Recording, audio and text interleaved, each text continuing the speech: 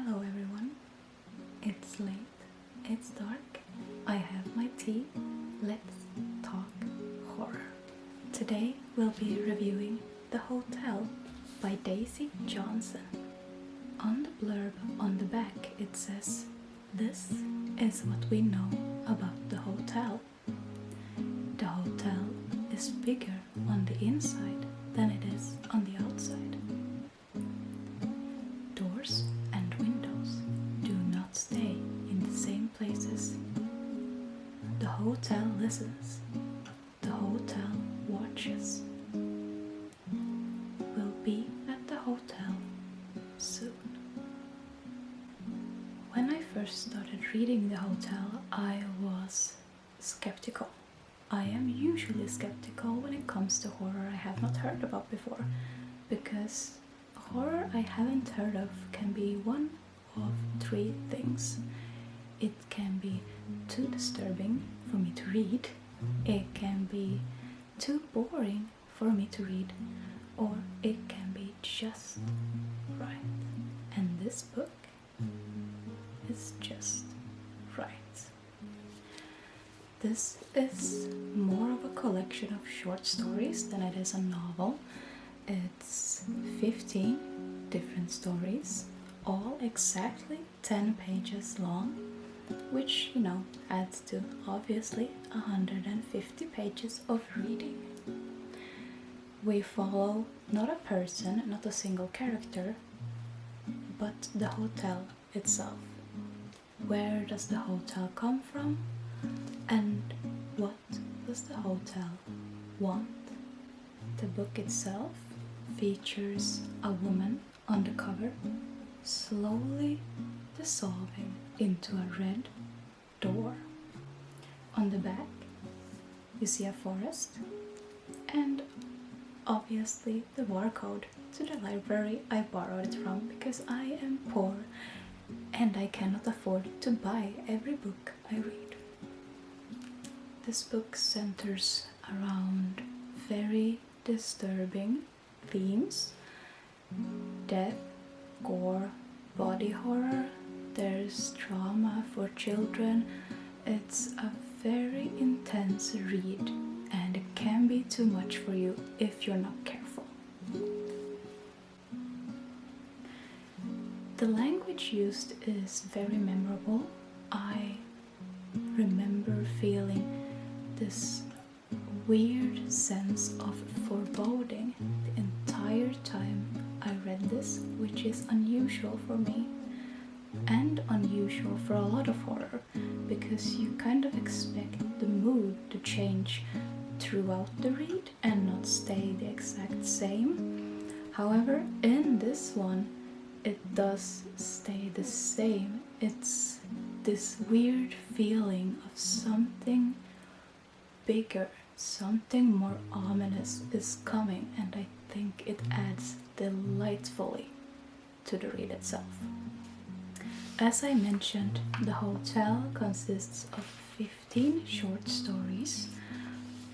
I particularly liked The Witch, where we find out kind of the background, the backstory to the hotel, and how the hotel, not the building, but the being that is within the hotel, the malevolent force, the ill will the building harbors, how that came into being. I also enjoyed Infestation a lot. It was the only one of these stories where I felt I had to put the book down a little bit before I could comfortably keep reading.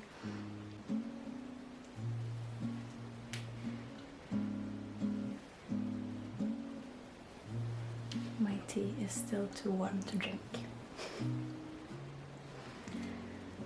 I also liked The Monster, but I can't really tell you why I like it, because in case you're interested in reading this book yourself, I might spoil it for you. But trust me when I say it's good. there isn't really a traditional sense of a storyline in this book. It's more of an experiment, but it is an experiment that I think succeeds very, very well. I think the collection can be viewed as somewhat of a metaphor, perhaps, for women's suffering throughout the ages, since the main characters in each of the short stories are women, though some of them don't clearly state that they are. You just have to figure it out from context that they are indeed women. Women and their relationship to others and their relationship to their children and their trauma are central to this book, to all of these stories. And I think there's a sense of trying to make social commentary without mentioning it, in the fact that a lot of the trauma that these women endure throughout the book is quieted down.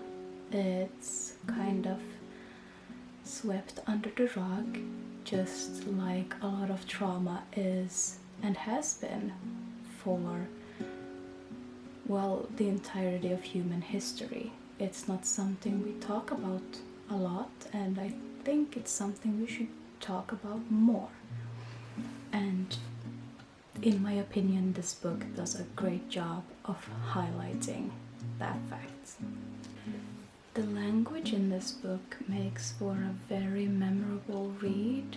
It stands out without being too unique, without becoming truly weird. It's just the author has a way of forming her sentences that kind of sticks with you. I have several sentences in this book that I read twice or maybe even 3 times because I just had to read it again, not to understand it, but to simply enjoy the way it was structured.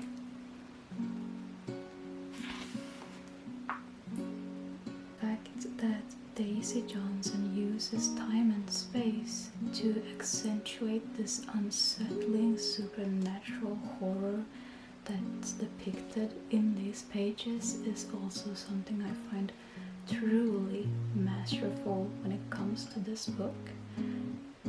The fact that you don't know anything about the hotel, not really, very much adds to the suspense for me when it comes to reading this. The novel reminded me of something that maybe a young Stephen King would write. It reminded me, of course, of American Horror Story, Hotel, because it is kind of centered around the same themes, and obviously they both feature a hotel. But it also reminded me of The Upside Down from Stranger Things, because I feel the hotel mirrors its surroundings in certain ways, in certain eras. When it's freshly built, it kind of depicts the era it's being built in without you necessarily having to read it straight off the page. You just kind of know that it does, which I think was a very interesting aspect of it as well. There's also something vaguely Coraline-esque about this novel, but I can't quite put my finger on what it is. But there is something that keeps reminding me of that movie when I read it. I don't know why. If you are looking for something that is chilling and that you will keep thinking about after it's been a while since you've read it, I recommend this book. If you're a fan of Stephen King and other supernatural horrors, I recommend this book. And of course, if you're a fan of horror short stories, I still recommend this book.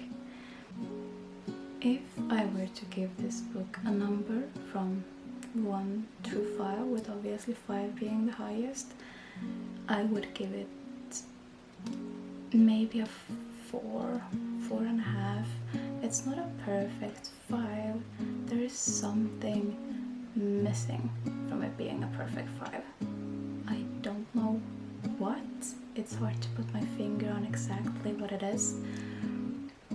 But there is something that I wish this book had that it doesn't. But overall, it is a great read. I truly feel and I truly fear that it's your turn to go to the hotel. Thank you so much for joining me today. And if you're looking to find more books you probably haven't heard of, you can always subscribe to this channel because I will be reading and reviewing a lot of them. Stay tuned for another horror novel, because next time we're going to be reviewing The Haunting of Welkwood, another supernatural experimental horror novel. I thank you so much for your time, and I wish you a very good and very cozy night.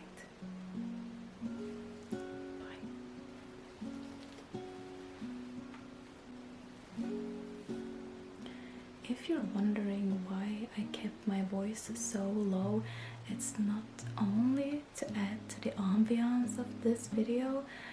I did have an ulterior motive, and that is that my baby is currently trying to fall asleep downstairs and she's teething.